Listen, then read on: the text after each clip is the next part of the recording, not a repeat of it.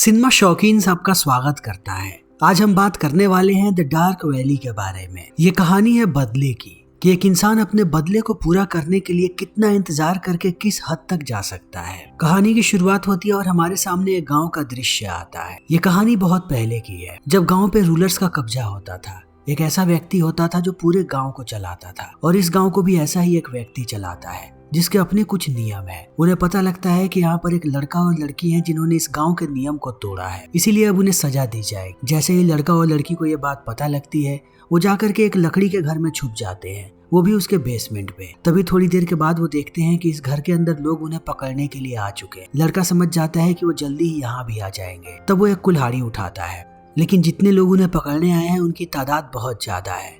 लड़का उनका मुकाबला नहीं कर पाता।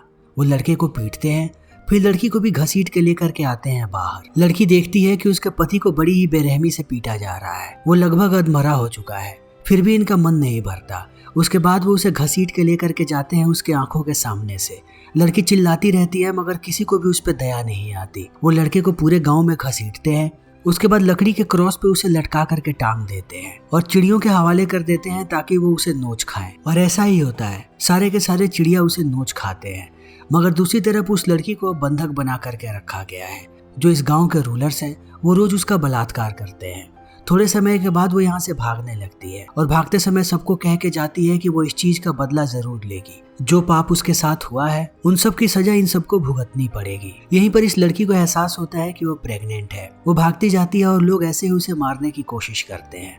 अब वक्त ऐसे ही बीतने लगता है। कुछ समय के बाद हमारे सामने ऑस्ट्रिया के एक गांव का दृश्य आता है। यहीं पर हम एक यात्री को देखते हैं जिसका नाम है ग्रीडर। इस गांव में ज्यादातर यात्री नहीं आते। बहुत समय के बाद यहाँ पर कोई यात्री आया है। सब उसे ही देख रहे हैं क्योंकि ये गांव बहुत ही भयानक है। यहाँ पर एक रूलर है जिसका नाम है ओल्ड ब्रेनर, और वही चलाता है इस पूरे गाँव को। उसके 6 बेटे हैं। उनके मन में जो आता है वो करते हैं। न यहाँ की लड़कियां सलामत है और ना ही यहाँ के लोग। सबके साथ वो मनमानी करते रहते हैं। यहीं पर ब्रेनर का एक बेटा मौजूद है जिसका नाम है हांस। वो ग्रेडर से कहता है कि तुम कौन हो और इस गांव में क्यों आए हो। ग्रेडर कहता है कि वो एक फोटोग्राफर है और वो सर्दियां बिताना चाहता है इस गांव में ताकि फोटोग्राफी कर सके। हांस कहता है मगर ये इतना आसान नहीं होगा, हम अपने गाँव में किसी को भी पनाह नहीं देते। तब ग्रेडर सोने के सिक्कों से भरी हुई एक थैली निकालता है और उसे फेंकता है हांस की तरफ और कहता है कि ये मेरे यहाँ रहने की फीस है, इसे रख लो। तब जाके कहीं हांस शांत होता है, मगर अभी भी वो ग्राइडर का इम्तिहान लेगा। वो उसे कहता है कि हम इस बात पे कैसे भरोसा कर ले कि तुम एक फोटोग्राफर हो, हमें अपनी स्किल दिखाओ। इस वक्त में कैमरे बहुत ही कम होते थे। ये सारे भाई बैठ जाते हैं और ग्राइडर अपना कैमरा निकालता है। सारे गाँव के लोग भी इकट्ठा हो चुके हैं क्योंकि इनमें से ज्यादातर लोगों ने कभी कैमरे को देखा ही नहीं है। ग्राइडर इनकी फोटो खींचता है और इन्हें दे देता है। फोटो देखने के बाद ये लोग बहुत ही ज्यादा प्रभावित हैं। वो सीधा पहुंचते हैं अपने पिता ब्रेनर के पास, उसे फोटो दिखाते हैं और सोने के सिक्के भी देते हैं। इन सारी चीजों को देखने के बाद वो अप्रूव कर देता है कि ग्रेडर रह सकता है इस गांव में। तब वो ग्रेडर को लेकर के जाते हैं एक विधवा के घर पे जिसका नाम है गैटरीन, और उसे धमकी देते हैं कि ये तुम्हारा मेहमान है, इसका अच्छे से ख्याल रखना और इस पे 24 घंटे नजर रखना। ग्रीडर पहली बार देखता है कि ये लोग कितने ज्यादा बेकार हैं और लोगों से किस तरीके से बात करते हैं कि जैसे पूरा गांव इनका गुलाम हो। लेकिन ग्राइडर की हालत तब खराब होती है जब वो विधवा की बेटी को देखता है जिसका नाम है लूसी। जैसे ही हांस लूसी को देखता है, उसकी गर्दन पकड़ करके आगे घसीट के लाता है जैसे कि वो कोई जानवर। और ये सारी चीजें ग्राइडर को पसंद नहीं आती। इनके जाने के बाद ये लोग अंदर चले आते हैं। तब गैटरीन अनपैक करना शुरू करती है ग्राइडर की चीजों को। तब वो उसे रोक देता है और कहता है कि मैं खुद सारी चीजें निकाल लूंगा। वो अपने बैग को लेकर के आता है नीचे अस्तबल में और उसमें से कोई चीज निकाल करके छुपा देता है। तब हमें एहसास होता है कि ग्राइडर कुछ ना कुछ तो इन लोगों से छुपा रहा है, वो फोटोग्राफर नहीं है। जब रात में ये सारे लोग डिनर कर रहे होते हैं, तब गैटरीन पूछती है ग्राइडर के बारे में। वो बताता है कि वो एक अमेरिकन है और इंग्लिश में उसकी फ्लुएंसी है, मगर वो जर्मन भी इसलिए बोल पाता है क्योंकि उसकी माँ जर्मन थी। फिर वो गैटरीन से पूछता है कि ये लोग कौन थे और ऐसे बिहेव क्यों करते हैं गांव वालों के साथ। वो बताती है कि ये ब्रेनर के बेटे हैं, 6 के 6 राक्षस हैं। वो सबके साथ मनमानी करते हैं, उनके खिलाफ कोई भी आवाज नहीं उठा सकता। जब रात में अब सारे लोग सो रहे होते हैं, तभी ग्राइडर की नजर पड़ती है बाहर। वो देखता है कि लूसी जा रही है अस्तबल की तरफ। तभी अस्तबल के अंदर एक आदमी आता है जिसका नाम है लूकस। ये दोनों एक दूसरे के करीब आने लगते हैं। तब हमें पता लगता है कि लूसी और लूकस दोनों एक दूसरे से प्यार करते हैं और शादी भी करना चाहते हैं, मगर इन्हें पता नहीं कि इनका भविष्य क्या होगा। ग्रेडर इन चीजों पर ज्यादा ध्यान नहीं देता और सोने लगता है। सोते समय वो किसी की तस्वीर देखता है और उदास होता है। अगले दिन लूसी जब ग्रेडर के पास आती है, वो उसकी सारी तस्वीरों को देखती है। यहीं पर ग्राइडर की माँ की भी तस्वीर है। इन तस्वीरों को देखने के बाद वो कहती है कि तुम्हारे पिता की तस्वीर कहाँ पे है। ग्राइडर कहता है कि जब मैं बहुत छोटा था तभी मेरे पिता की मौत हो गई। अब धीरे धीरे ग्राइडर भी इस परिवार के साथ घुलने मिलने लगा है। वो हर काम में इनकी मदद करता है। वो लकड़ियाँ काटता है और घर के बाकी काम भी। इन लोगों को अब कुछ चीजें खरीदनी है बाजार से। लूसी जब बाजार जा रही होती है तब ग्राइडर कहता है कि मैं भी तुम्हारे साथ चलूंगा। ये लोग आने लगते हैं बाजार की तरफ। जब लूसी अपने लिए चीजें ले रही होती है तब वो भी अपने लिए बहुत सारी कील खरीदता है और कुछ पाउडर भी। किसी को समझ में नहीं आता कि ये सारी चीजें ग्राइडर क्यों खरीद रहा है। तब यहाँ पर ब्रेनर के बेटे चले आते हैं। ब्रेनर के एक बेटे का नाम है ओटो। वो लूसी के पास आकर के उससे मजाक करता है। तभी उसकी नजर पड़ती है ग्राइडर पे। वो उसे शराब पीने के लिए कहता है। ग्राइडर कहता है कि मैं शराब नहीं पीता। इस बात को सुनते ही ओटो भड़क जाता है। वो सबसे पहले उसे दमदार मुक्का मारता है। मुक्के के लगते ही ग्राइडर गिरता है जमीन पे। तब ओटो उसे शराब पिलाने लगता है जबरदस्ती। ग्राइडर चोक कर रहा है मगर फिर भी ओटो नहीं रुक रहा। ये लोग ऐसे ही हंसते रहते हैं और उसे पीटते रहते हैं। अंत में छोड़ करके चले जाते हैं उसे। तब ग्राइडर उठता है और सारी चीजों को लेकर के आने लगता है सामने। लूसी उसे देख करके कहती है कि यह गाँव ऐसा ही है। अगर तुम ज्यादा दिनों तक यहाँ पर रहे तब तुम्हारे साथ कुछ भी हो सकता है। तुम्हें पता नहीं है कि यहाँ पर लोग कैसे रहते हैं और कितने डर के रहते हैं। मुझे लगता है कि तुम्हें यहाँ से चले जाना चाहिए। तुम पूरी सर्दियाँ यहाँ पे सरवाइव नहीं कर पाओगे। तब ग्राइडर कुछ नहीं बोलता। उसे इसी गांव में रहना है। वो घर जाता है और हर रोज सुबह में उठ करके अपने काम को पूरा करता है। उसने इस घाटी के हर जगह की तस्वीरें खींच रखी हैं अपने कैमरे में। वो इस पूरे घाटी में घूमता है और उस जगह पे जाता है जहाँ पर लकड़ी का क्रॉस बना है। ये वही क्रॉस है जहाँ पर हमने शुरुआत में देखा था उस आदमी को मारा गया था। फिर वो जाता है यहाँ के चर्च की तरफ, मगर वो चर्च के अंदर ना जाकर के यहाँ के पादरी को घूरता है। पादरी को समझ में नहीं आता कि आदमी कौन है और उसे ऐसे क्यों देख रहा है। थोड़ी देर उसे घूरने के बाद ग्राइडर जैसे ही घर आता है उसे पता लगता है कि लूसी की शादी होने वाली है, वो भी लूकस से। लूसी बहुत खुश है। ग्राइडर कहता है कि मैं भी तुम्हारे लिए खुश हूँ, बताओ तुम्हें तोहफे में क्या चाहिए। तब वो कहती है कि मैं चाहती हूँ कि तुम मेरी और लूकस की एक तस्वीर खींचो। ग्राइडर मान जाता है। कहता है कि कल सुबह ही मैं तुम लोगों की तस्वीर खींचूंगा। सुबह सुबह ये दोनों चले आते हैं। आज पहली बार यहाँ पर बर्फ गिरने वाली है। ग्राइडर कहता है कि इस फोटो को खींचने में थोड़ा वक्त लगेगा और इस पूरे वक्त तुम दोनों को शांत रहना है और हिलना नहीं है। तब वो दोनों ऐसा ही करते हैं और फोटो खींच जाती है। वहीं दूसरी तरफ जैसे ही बर्फ गिरने की शुरुआत हुई है, काम भी चालू हो गया है और ये काम बहुत खतरनाक है। जब बर्फ गिरना शुरू होता है तब जंगल से ये लोग लकड़ियां काटते हैं, मगर लकड़ियों को ऊपर से नीचे फेंका जाता है। तो लोगों का आधा ग्रुप ऊपर होता है और लकड़ियां काटने के बाद जब वो लोग लकड़ियां फेंकते हैं तब आधे ग्रुप को नीचे लकड़ियां मिलती हैं। और इन्हीं सब के साथ ब्रेनर्स के बेटे भी काम करते हैं। सारी चीजें सही चल रही होती है, मगर थोड़े समय के बाद ये लोग देखते हैं कि लकड़ी का एक ढट्टर नीचे आया ही नहीं। सब इंतजार कर रहे होते हैं। तभी ब्रेनर ब्रदर्स में से एक आदमी कहता है कि मैं ऊपर जा करके देखता हूँ। इसका नाम है ईडी। वो ऊपर चला जाता है, मगर अब वो भी नीचे नहीं आ रहा। सबको समझ में नहीं आता कि क्या हो रहा है। तभी थोड़ी देर के बाद वो नीचे गिरता है और उसके साथ साथ लकड़ी का ढट्टर भी आता है और ईडी की मौत हो जाती है। इसके मौत से सारे लोग बहुत निराश हैं कि एक्सीडेंट में उसकी मौत हो गई। सब लाश को लेकर के आते हैं गांव के अंदर। यहाँ पे घंटी बजाई जाती है ताकि सारे गांव के लोग इकट्ठा हो सके। सारे के सारे लोग शोक मना रहे हैं। तभी यहाँ पर ब्रेनर आता है। उसके बेटे की मौत हुई है, मगर उसके आंख से आंसू का एक कतरा भी नहीं गिरता, क्योंकि उसने हमेशा से लाशें ही देखी हैं। सारे लोग यहाँ पर मौजूद हैं। तभी थोड़ी देर के बाद यहाँ पर ग्राइडर आता है। वो अपने घोड़े पे बैठा हुआ है और दूर से इन सारे लोगों को देखता है, मगर इनके पास नहीं आता। सुबह सुबह हम देखते हैं कि दोनों परिवार के लोग इकट्ठा हो गए हैं शादी की तैयारी करने के लिए, मगर कोई भी खुश नहीं है। सबके चेहरे पर एक मायूसी है। तभी यहाँ पर ग्राइडर आता है लूकस और लूसी की तस्वीर को लेकर के और यहाँ से चला जाता है। तभी यहाँ का पादरी बताता है कि ये शादी बिल्कुल वैसी ही होगी जैसा ब्रेनर ने नियम बनाया है। इन चीजों को सुनने के बाद अब लूसी रोती हुई आती है बाहर। तब उसके पीछे लूकस आता है और कहता है कि क्या हुआ। लूसी कहती है कि हमें यहाँ से भागना पड़ेगा। लूकस कहता है कि मैं ऐसा नहीं कर सकता, मैं अपने घर वालों को छोड़ करके नहीं भाग सकता। तब हमें पता लगता है कि इस गांव में शादी सबसे बड़ा डर है लोगों के लिए, खास करके लड़कियों के लिए, क्योंकि यहाँ का नियम है कि अगर आपको शादी करनी है तो शादी से पहले आपको कुछ रात बिताना पड़ेगा ब्रेनर के परिवार के साथ। फिर ब्रेनर के साथ साथ उसके सारे बच्चे भी आपका बलात्कार करेंगे और लूसी को पता है कि उसके साथ भी यही होने वाला है और वो इस चीज के लिए मना नहीं कर सकती। जब वो लोग रो रहे होते हैं तब ग्राइडर सारी चीजों को ऊपर से देखता है और वो अपने लॉकेट को बाहर निकालता है जिसके अंदर तस्वीर है और शांत होकर के बैठ जाता है। दूसरी तरफ हम ब्रेनर के एक और बेटे को देखते हैं जिसका नाम है रूडोल्फ। जब बर्फ गिरनी शुरू होती है तब वो हमेशा निकलता है शिकार के लिए।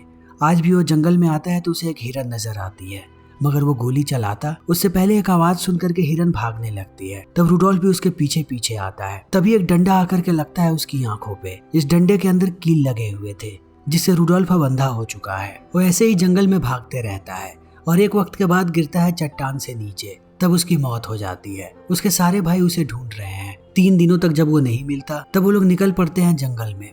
दूसरी तरफ ग्रीडर अपनी सारी चीजों को पैक करता है और कहता है कि मैं जा रहा हूँ, लेकिन निकलने से पहले वो आता है अस्तबल में और जिस चीज को उसने छुपाई थी उसे निकालता है। तब लूसी देखती है कि उसने बंदूक छुपा करके रखा है। वो कहती है कि तुम ये क्या कर रहे हैं, इस गांव में ब्रेनर्स के अलावा और कोई भी बंदूक नहीं रख सकता। ग्रीडर कहता है कि तुम चिंता मत करो, मैं यहाँ से जा रहा हूँ क्योंकि ब्रेनर्स मुझे ढूंढते हुए यहीं पर आएंगे। तुम बोल देना कि मेरा काम खत्म हो गया और मैं यहाँ से चला गया। तभी भाइयों को अपनी लाश मिल जाती है। एक बार फिर से गाँव की घंटी बजती है और सारे लोगों को बुलाया जाता है। रुडोल्फ की लाश पड़ी है। ब्रेनर जैसे ही अपने बेटे की लाश देखता है उसे शक होना शुरू हो जाता है।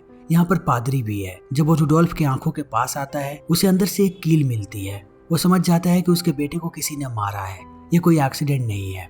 ये गांव बहुत ही छोटा है। इन्हें पता है कि बाहर से एक ही आदमी अभी आया हुआ है। सब लोग जाने लगते हैं ढूंढने के लिए ग्रीडर को।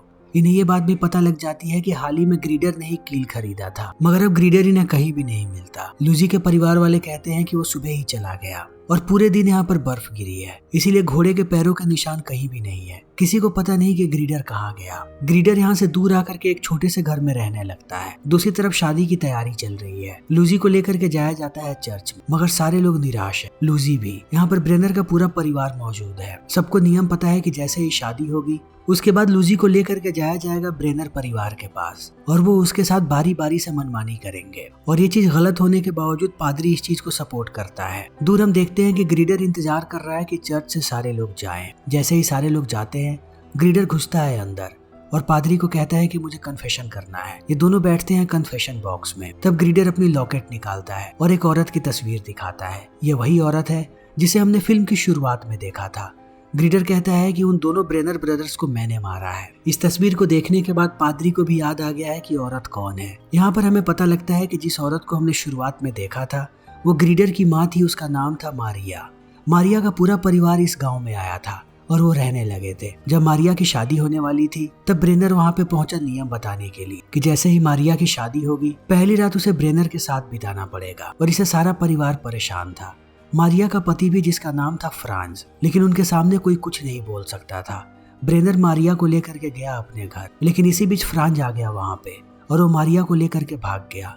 ये लोग जाकर के छुप गए एक लकड़ी के घर में, मगर बाकी लोगों ने जाकर के उसे पकड़ लिया। पकड़ने के बाद उन लोगों ने फ्रांज को सजा देनी शुरू करी ताकि इस चीज को देखने के बाद कोई भी गांव का आदमी आवाज ना उठा सके इनके नियमों पे। पूरे गांव के सामने उन लोगों ने फ्रांज को लटका दिया और चिड़ियों का खाना बना दिया। फिर वो उठा के लेकर के गया मारिया को। मारिया को जैसे ही वक्त मिला वो इन्हें मार करके भागने लगे और भागते भागते पहुंच गई अमेरिका, जहाँ पर उसने ग्रीडर को जन्म दिया। ग्रीडर ये सारी बातें बताता है और कहता है कि फ्रांज मेरे पिता थे और उनके हाथों में कील ठोकने का काम तुमने किया था। तुमने भी उन्हें सजा दी थी चंद पैसों के लिए। पादरी समझ जाता है कि वो मरने वाला है, मगर अब वो कुछ कर पाता उससे पहले ग्रीडर उसे गोली मार करके उसका काम तमाम कर देता है। दूसरी तरफ हम लूजी को देखते हैं जिसकी शादी हो चुकी है, मगर शादी के बाद सारे लोग निराश हैं। सिर्फ ब्रेनर ब्रदर्स खुश हैं। लूकस ऐसे ही खड़ा है और ब्रेनर ब्रदर्स डांस कर रहे हैं यहाँ पर लूजी के साथ।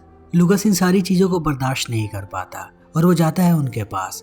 तब सारे मिलकर के लूकस को पीटते हैं और लूजी को लेकर के जाने लगते हैं। तभी आधे रास्ते में वो ग्रीडर को देखते हैं जो बंदूक के साथ खड़ा है। वो इन पे बंदूक तानता है और कहता है कि लूजी को छोड़ दो, इनके पास दूसरा कोई भी रास्ता नहीं होता। ये लोग इस चीज के लिए तैयार नहीं थे। इन्हें इस बात पे कभी भरोसा ही नहीं हुआ कि इस गांव में इनके अलावा कोई बंदूक भी रख सकता है। इन्हें लूजी को छोड़ना पड़ता है। तब ग्रीडर इन्हें कहता है कि मैं तुम्हें ड्यूएल के लिए चैलेंज करता हूँ, कल पूरे गाँव के सामने हम लड़ेंगे। सब यहाँ से जाने लगते हैं। लूजी भाग करके पहुंचती है अपने घर पे। लूकस उसे देखने के बाद बहुत खुश है, मगर पूरा परिवार डरा हुआ है। उन्हें पता है कि अब आगे क्या होगा, जो बहुत ही ज्यादा खतरनाक है। तभी यहाँ पर ग्रीडर भी आता है। वो कहता है कि अब किसी को डरने की जरूरत नहीं है। ये सारे लोग जिस चीज के लायक हैं, मैं उनके साथ वही करूंगा। इतना कह के वो यहाँ से निकल जाता है और पहुंचता है गांव के एक और परिवार के पास।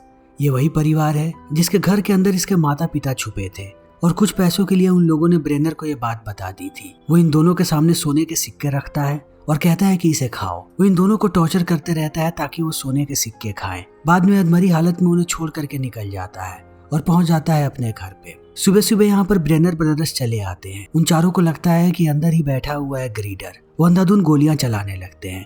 तब 4 भाइयों में से एक भाई जाता है अंदर। तब हमें पता लगता है कि वो बेसमेंट के अंदर छुपा हुआ था। वो 4 में से एक को मार गिराता है, मगर 3 अभी भी जिंदा है, जो हर तरफ से गोलियां चला रहे हैं और ग्रीडर अकेला उनका मुकाबला नहीं कर पा रहा।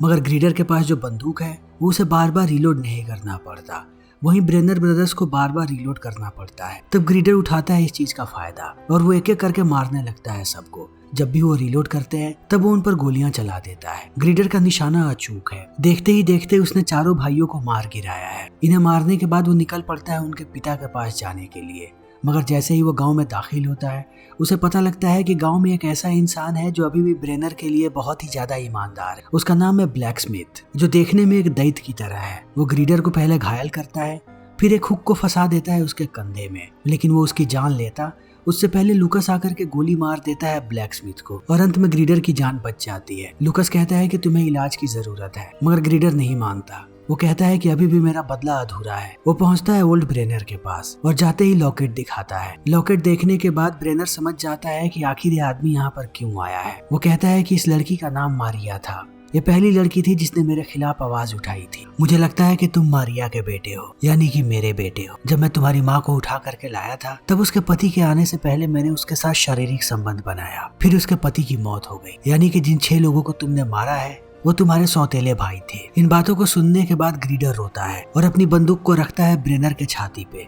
और गोली चला देता है। अब ब्रेनर की भी मौत हो गई है। वो उसे मारने के बाद पहुंचता है लूजी के घर पे। उसकी हालत बहुत खराब है। अगले 3 सप्ताह तक उसका उपचार चलते रहता है। अंत में ठीक होकर के वो यहाँ से जाने लगता है। लूजी के परिवार वाले चाहते हैं कि वो यहीं पर रुके, मगर वो नहीं रुकता। जब वो जा रहा होता है तब इस गांव में कुछ ऐसे लोग हैं जो कहते हैं कि इसे सजा मिलनी चाहिए, लेकिन उनसे ज्यादा लोग ऐसे हैं जो नहीं चाहते कि ग्रीडर को कोई भी सजा मिले। इसीलिए ग्रीडर आसानी से निकल जाता है इस गांव से, इन सारे लोगों को मुक्त करवा करके। इन्हें अब किसी के छत्र छाया में रहने की जरूरत नहीं है जो इन्हें परेशान करे, और ग्रीडर का भी बदला पूरा हो गया है। फिर इसी के साथ ये फिल्म यहीं पर खत्म हो जाती है। तो दोस्तों, हमारी आज की ये वीडियो यहीं पर खत्म होती है। अगर आपको हमारी ये वीडियो पसंद आई हो तो इसे लाइक करें, शेयर करें और चैनल को सब्सक्राइब करें। Thank you.